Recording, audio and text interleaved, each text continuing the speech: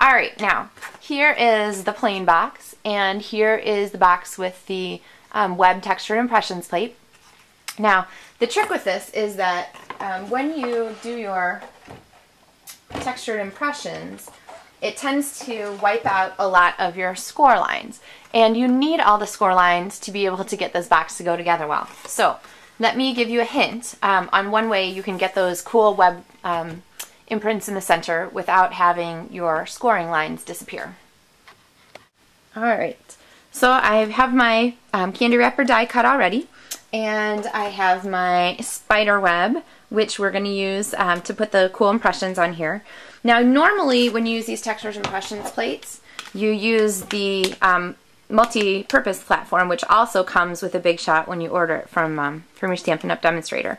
And the tabs on here are basically a way to make this thickness of this change so that you have the right size sandwich to put through your Big Shot, your big squeezing machine. So there is also, though, a long version of this. This is the extended spacer, and the extended spacer is really meant for doing like the long strips of snowflakes from the Holiday Mini Catalog or the Peace Joy Love from the regular catalog. But this is actually kind of a nice tool to have handy because you can do some other tricks with it. So I'm going to use this with our spider web. And so what I'm going to do is get my folder ready. Now normally, like I said, you'd be using the multi-purpose platform with your spider web folder. So if you want to make spider webs, usually this is what you need to have handy. But what I'm going to do is go ahead and line this up. I want my spider web to go pretty much the length here of our folder. Okay, so I have that. And one tip when you're using these, try not to get your cardstock right up in the very hinge of your folder. It's really hard in the folders and you don't want the two pieces to separate. Okay, and then this needs a cutting mat on the top and the bottom, the same as if you're using your multi-purpose platform. But here is the trick. Nice that these are clear, because what we want to do is we want to use our spacer, but only under the center portion of our box.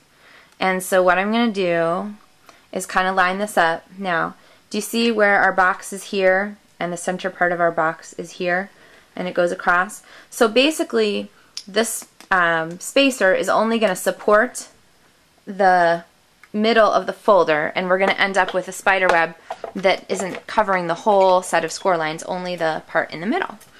And so I will put this through our Big Shot here and show you what this looks like. When we open up our folder, we have spiderweb here, but not at the top, and spiderweb here and not at the bottom. So the score lines, I don't know if you'll be able to see, so you'll have to take my word for this part maybe, but we can still see the score lines on the two sides where the tabs and the edges are. The score lines from the center here are pretty much gone, but we can use our clues here to help us find them. So I'll show you the folding on this one, and it's going to be a little trickier because a lot of the score lines are sort of mishmashed by the spiderweb. But I did my tab, and then I'm going to do our next panel, and then our next panel. If you need a hint, just remember that the panels actually go right down the middle of those squares that are cut out. And then we have our pieces, and since you already watched the first part of the video, you know that to fold the box you're going to put sticky strip here, fold this flat, just smush the side down, take it this way, and pop it open. And then basically you're going to go through, since we still have our score lines on the end, you're going to go through and do exactly what we did on our plain box and make up the cute little spiderweb embossed version of the box. And the stamp set is Batty for You, and I've stamped it and then added some of the black lace trim, also from the Holiday Mini Catalog, and little spider looks very cute with extra googly eyes.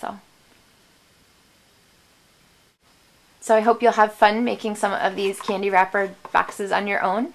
If you don't own a Big Shot and you want to just try some of these candy wrapper boxes, you can sign up for my Stamps in the Mail Club during September. And as part of the Stamps in the Mail Club projects, you're actually going to make a set of 3 of these little candy wrapper boxes. So it'll give you a chance to give them a try and get a chance to build up your supplies with the Stamps in the Mail Club. If you have any questions, let me know. Happy stamping!